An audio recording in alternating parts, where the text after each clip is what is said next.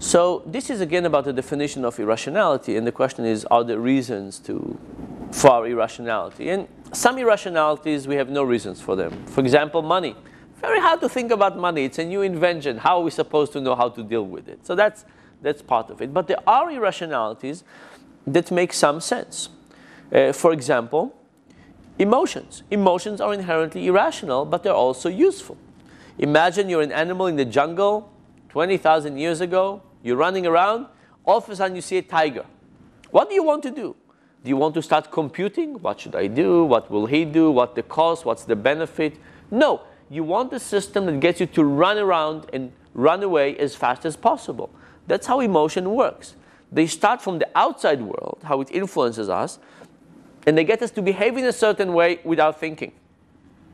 We still have these emotions. Now they're not as useful. We don't see as many tigers. Now we get upset when somebody cuts in line in front of us, or drive recklessly, or when our spouse says something. So emotions have a really reasonable reason to exist, but they're irrational, and now they get us to play in all kinds of negative things.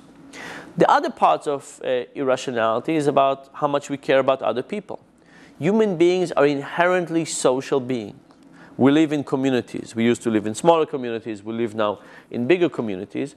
And for the individual, it might not be rational to care about other people, but for society as a whole, it really is beneficial.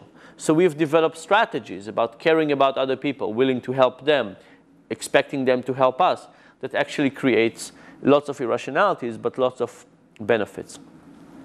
And finally, you can think about people who start new businesses. Lots and lots and lots of new businesses fail, right? A lot of startups fail. But the fact is that when people start those new businesses, they can help the whole society. If they fail, the individual lose, but the whole society can gain if they are successful. So again, this is something that might not be rational for the individual to start a new company because it has such a big chance of failing, but it's really good for society as a whole to have people who are more adventurous and trying new things, and because if they do succeed, they can help everybody.